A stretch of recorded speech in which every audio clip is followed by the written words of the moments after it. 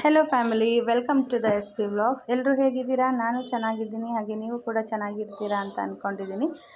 ಇವತ್ತು early ಮಾರ್ನಿಂಗಿಂದನೇ vlog start ಮಾಡ್ತಾ ಇದ್ದೀನಿ. ಇವತ್ತೊಂದು ಫ್ಯಾಮಿಲಿ ಫಂಕ್ಷನ್ ಇತ್ತು. ನಮ್ಮ ಅತ್ತೆ ಇದ್ದಾರಲ್ಲ, ಅವ್ರ ತಂಗಿ ಮನೆದು ಗೃಹ ಪ್ರವೇಶ ಇತ್ತು. ನಮ್ಮ ಅತ್ತೆ ಅವರೆಲ್ಲ ನೈಟೇ ಹೋಗಿದ್ದರು, ನನ್ನ ಮಗನೂ ಹೋಗಿದ್ದ. ಬೆಳಗ್ಗೆ ನಾನು ನಮ್ಮ ಮನೆಯವರು ಹೋಗ್ತಾ ಇದ್ದೀವಿ. ನಾವು ಹೋಗೋಷ್ಟರಲ್ಲಿ ಆಲ್ರೆಡಿ ಗಂಗೆ ಪೂಜೆ ಎಲ್ಲ ಮುಗಿದಿತ್ತು. ಈಗ ಊರಿನ ದೇವ್ರು ಇರುತ್ತಲ್ಲ, ಅದನ್ನು ಕರೆಸ್ಕೊಂಬಂದು ಪೂಜೆ ಮಾಡಿಸ್ತಾಯಿದ್ರು.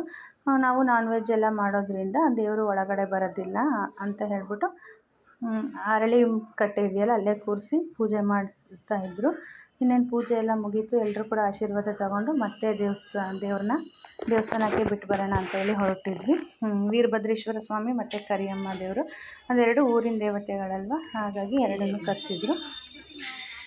ಈಗ ದೇವಸ್ಥಾನಕ್ಕೆ ಕರ್ಕೊಂಡೋಗಿ ಅದನ್ನು ಬಿಟ್ಟು ಬರ್ತಾಯಿದ್ದೀವಿ. ಯಾವ ರೀತಿ ನಾವು ವಿಜೃಂಭಣೆಯಿಂದ ಕರ್ಕೊಂಡು ಬರ್ತೀವೋ ಅದೇ ರೀತಿಯೇ ನಾವು ಅದನ್ನು ಮತ್ತೆ ದೇವಸ್ಥಾನಕ್ಕೆ ಕರ್ಕೊಂಡೋಗಿ ಬಿಡಬೇಕಾಗಿರುತ್ತೆ. ಸೊ ಹಾಗಾಗಿ ಎಲ್ಲರೂ ಫ್ಯಾಮಿಲಿ ಪೂರ್ತಿ ಹೊರಟಿದ್ವಿ. ಆಚೆ ನಿಲ್ಲಿಸು ಮತ್ತೊಂದು ಸರಿ ದೇವರಿಗೆ ಧೂಪ ಎಲ್ಲ ಹಾಕಿ ಏನಾದರೂ ನಾವು ಕೇಳೋದು ಏನಾದರೂ ಇದ್ದರೆ ಕೇಳಿಬಿಟ್ಟು ಒಳಗಡೆ ಕಳಿಸಿ ಬಿಟ್ಟು ಬಂದ್ವಿ. ಅಲ್ಲಿಂದ ಬರ್ತಿದ್ದಂಗೆ ನವಗ್ರಹ ಪೂಜೆ ಎಲ್ಲ ಮಾಡಿಸ್ತಾಯಿದ್ರು. ಇಲ್ಲಿ ನಮ್ಮ ಆಂಟಿ ಊರ ಕಡೆ ಹೋಮ ಎಲ್ಲ ಮಾಡಿಸಲ್ವಂತೆ, ಅಲ್ಲಿ ಊರ ಕಡೆ ನಡ್ಕೊಂಬಂದಿರೋ ಥರ ಆ ಊರಿನ ದೇವರು ಮತ್ತು ನಮ್ಮದು ಕುಲದೇವತೆ ಒಂದಿದೆ ಕೊಲ್ಲಾರೇಶ್ವರಿ ಅಂತ, ಅದರದ್ದು ಕಳಶನ ಮನೇಲಿ ಪ್ರತಿಷ್ಠಾಪನೆ ಮಾಡ್ತಾರೆ. ಅದೇ ಪ್ರತಿಷ್ಠಾಪನೆ ಮಾಡಿ ಅದರಲ್ಲಿ ಆಹ್ವಾನ ಮಾಡ್ತಾರೆ. ಅದು ಇದ್ದಿದ್ರೆ ಸಾಕು, ಮತ್ತು ಯಾವುದೇ ರೀತಿ ಹೋಮ ಮಾಡಿಸಲ್ಲ ಅಂತೆ ಅಲ್ಲಿ. ಹಾಗಾಗಿ ಇನ್ನು ನವಗ್ರಹ ಪೂಜೆ ಎಲ್ಲ ಮಾಡಿಸ್ತಾಯಿದ್ರು.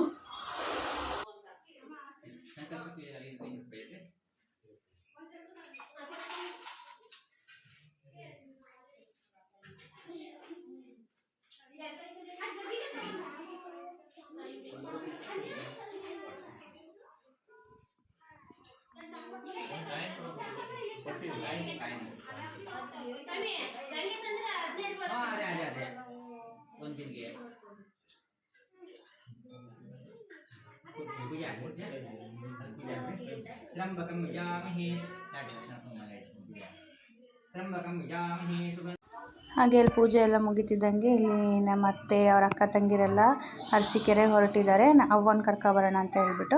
ಹಾಗೆ ಇವತ್ತು ನಮ್ಮ ಮಾಮನ ಬರ್ತಡೇ ಇತ್ತು, ನಮ್ಮ ಅತ್ತೆ ತಮ್ಮಂದು.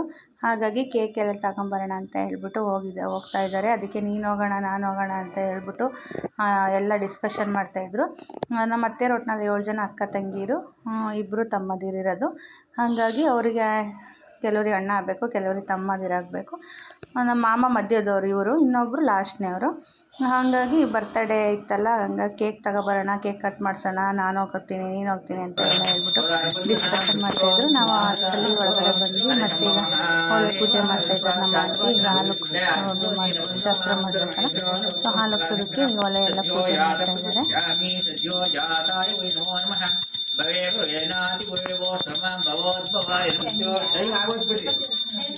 7 ಗಂಟೆ ಟೈಮ್ ಜಾಸ್ತಿ ಆಗೋದು, ಯಾಕಂದ್ರೆ ಆ ದೇವಸ್ಥಾನ ಲೇಟ್ ಮಾಡಿರಿ.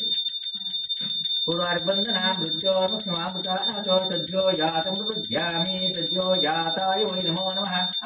ಹಾಕ್ರಿ, ಹೆಚ್ಚು ಕರ್ಪೂರ ಹಾಕ್ರಿ. ತಾಡ್ರಿ, ಇದು ಕರ್ಪೂರ ತಾಡ್ರಮ್ಮ,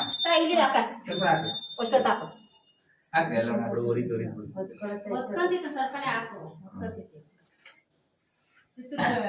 ಸಣ್ಣ ಸಣ್ಣ ಮುರ್ದಾಕವ, ಸಣ್ಣ ಹಾಕವ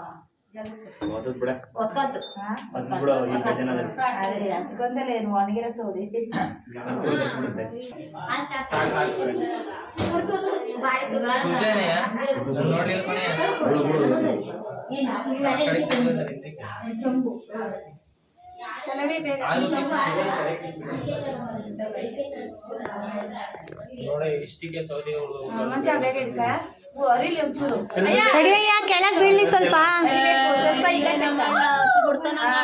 ಚಪ್ಪಾಳೆ ಮುಂದೆ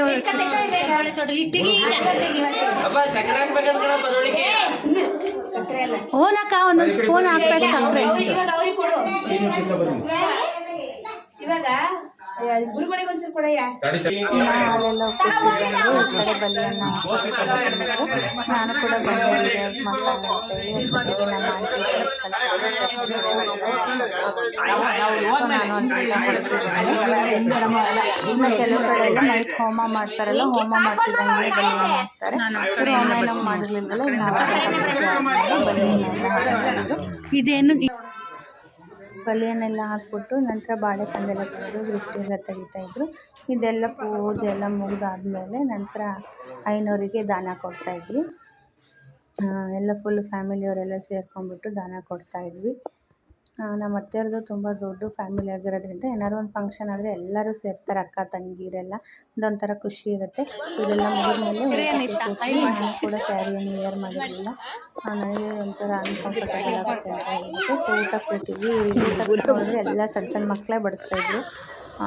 ಬಡ್ಸೋಕ್ಕೆ ಎಕ್ಸ್ಟ್ರಾ ಜನನೇ ಬೇಡ ಆಗಿತ್ತು, ಎಲ್ಲ ನಾವೇ ಬಡಿಸ್ತಿದ್ವಿ. ಹಳ್ಳಿ ಕಡೆ ಏನೇ ಫಂಕ್ಷನ್ ಆದರೂ ಹಂಗೆ ಅಲ್ಲ, ಅವರವರೇ ಎಲ್ಲ ಸೇರ್ಕೊಂಡ್ಬಿಟ್ಟು ಮಾಡ್ತಾರೆ, ಅದು ಒಂಥರ ಖುಷಿ ಇರುತ್ತೆ.